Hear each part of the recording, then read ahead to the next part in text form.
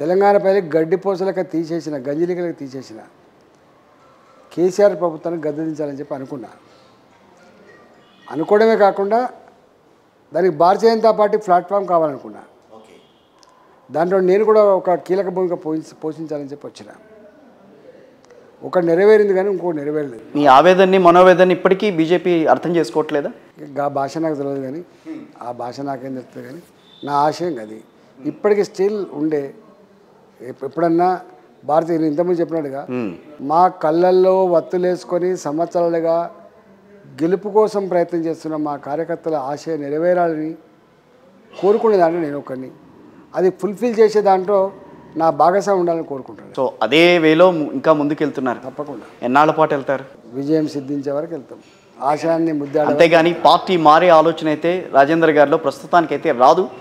వరుస మారేటప్పుడు నేను చెప్తా కదా, మారేటప్పుడు నేనే చెప్తా, నాకు ఏమైనా నచ్చట్లేదు అని చెప్తా, నేను బాధ్యత చెప్తా కదా, చెప్తే ఎందుకుంటా. ఇవాళ కూడా కొంచెం బాధ కనిపిస్తోందండి మీ కళ్ళల్లో. కొంచెం ఈ 20 ఏళ్ళుగా నేను చేసింది నా రాజకీయ జీవితంలో ఇలాంటి సిచ్యువేషన్ నేను ఫేస్ చేస్తున్నాను, నన్ను పార్టీ అర్థం చేసుకోలేకపోతుందన్న బాధ అయితే కనిపిస్తుంది. నీవే ఎందుకు అంటే లేని దాన్ని ఊహించుకొని చెప్తున్నావు?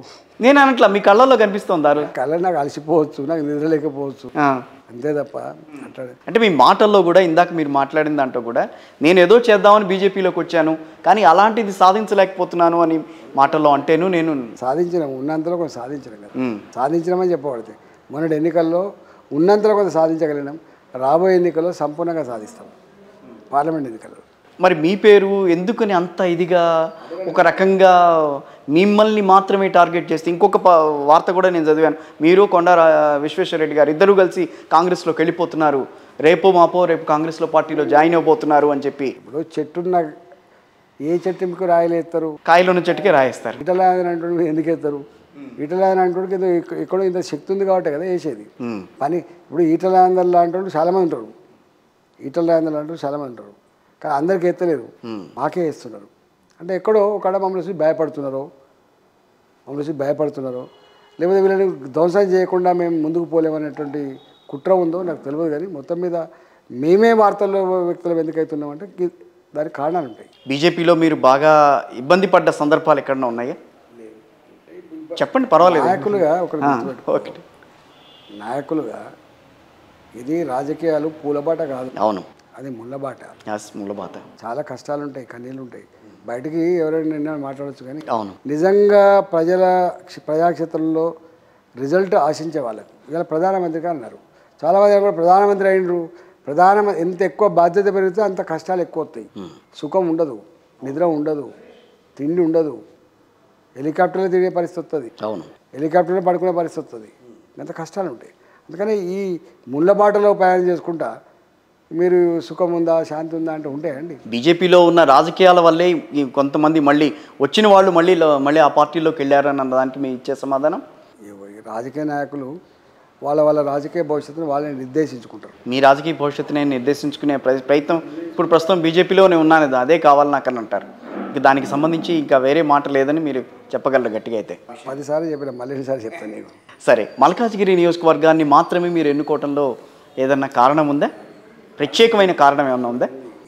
నేను కరీంనగర్ వాసిని, నా మూలాలు, నా సంబంధాలు, నా మంచి చెడంతా కరీంనగర్లో ఉంటుంది.